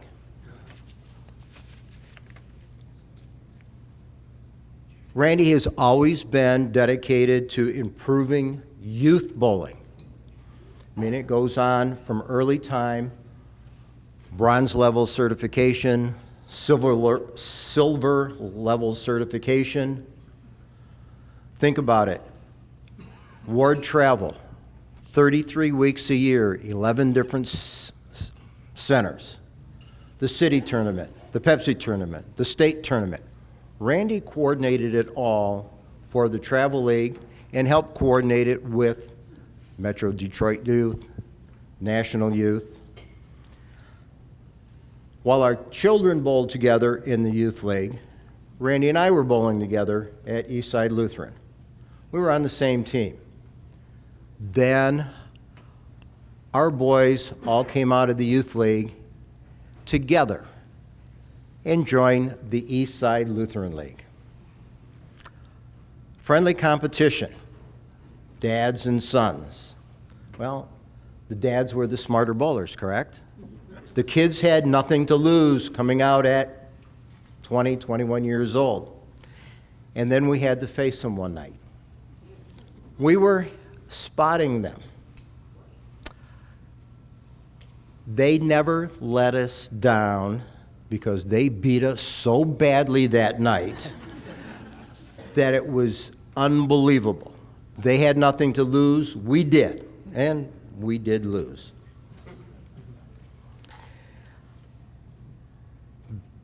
And I look back at the Ward Travel League and the time we spent together. And I talked about Randy's dedication, the coaching, the dedication.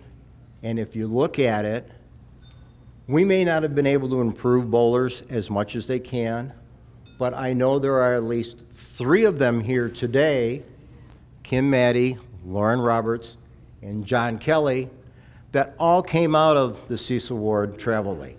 They're Hall of Famers. So part of that is Randy's dedication to scheduling, making them better by the competition that they had to face. Outside of bowling, Randy's a big hockey fan. He's got Red Wings season tickets now. It used to be the Detroit Vipers when they were at the Palace, minor league hockey. It was fun. After Friday night, you could go out and skate. It was a blast. We did it together. We camped together. We canoed together. We reminisced together. And I have to mention Jackie, his wife. God bless her soul for putting up with him for all of those years. She had it. She enjoyed it while he was traveling because she got her quiet time.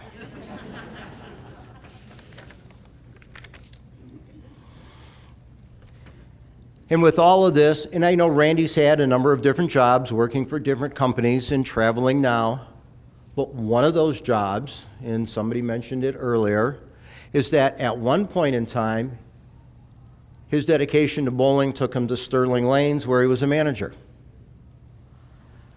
He stayed there for a little while, went back to his passion of construction, actually shopping center construction. He never lost sight of one thing, and that is promoting and improving youth bowling in Metro Detroit, the state of Michigan and the United States, because he's been on the board in Metro Detroit, the state of Michigan, and the USBC. Easy words to describe Randy: dedication, volunteering, promoting, improving bowling. That's what Randy was all about. So it's my honor to introduce my lifelong friend as one of the newest members of the Metro Detroit Bowling Hall of Fame, Randy Tambourine.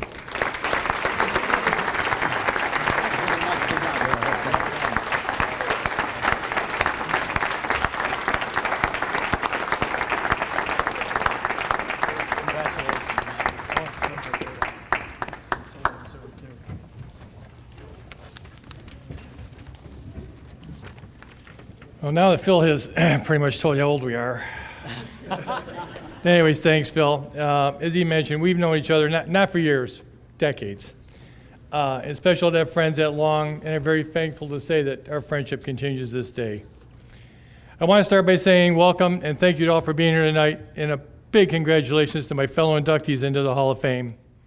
My sincere thank you to the Detroit USBC and the Hall of Fame Committee, thank you, Libby, for my nomination. To be even remotely considered to be included with this amazing group of people in this room is truly an incredible honor.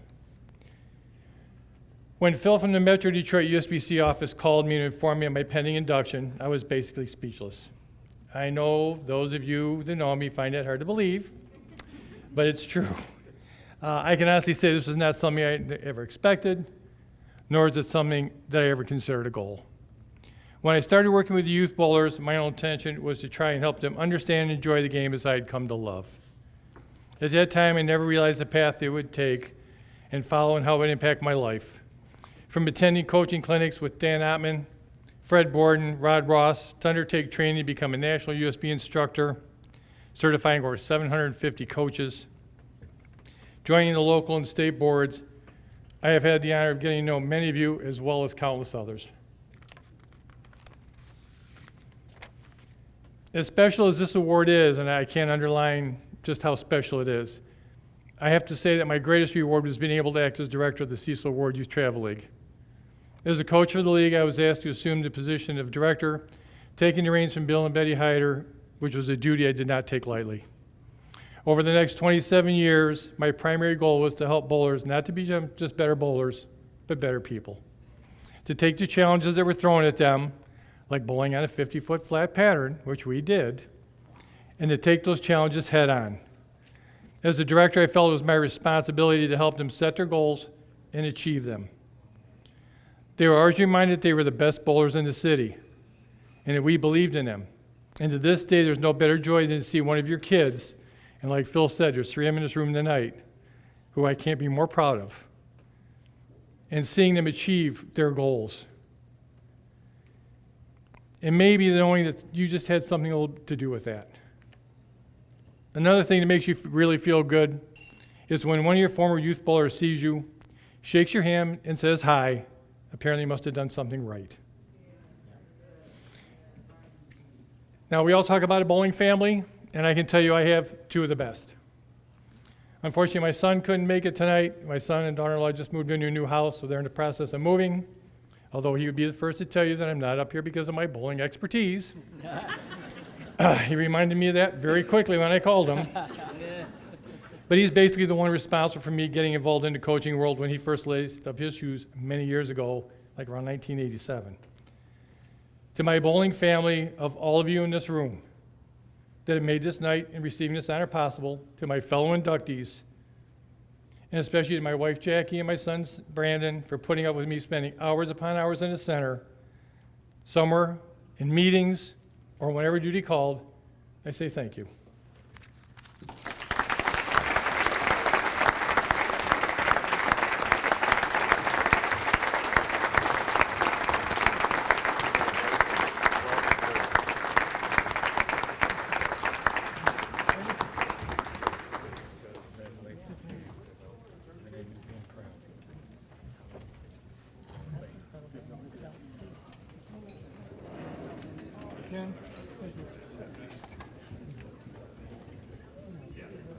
Sir. We are all so proud of you. So proud of you.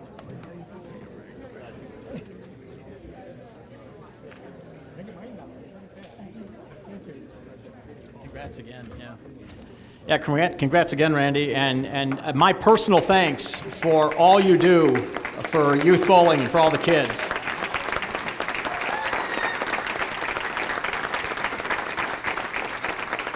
I tell you, there are some kids that just simply cannot be a high school football player or a basketball player or a hockey player, but you know what? Every kid can be a high school bowler if they get the right instruction. And you're right at the forefront of that, Randy, so thank you so much for everything you do for those kids. All right, how about a big round of applause for all of our Hall of Famers?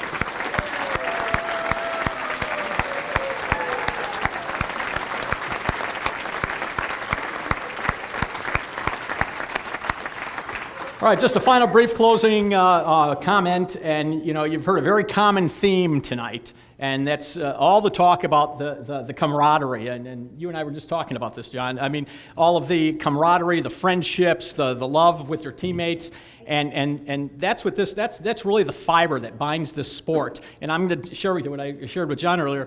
I've been real fortunate to be a part of, I think, 6 or 7 championship teams in my bowling league. And at the end of the season, the championship team is given a choice.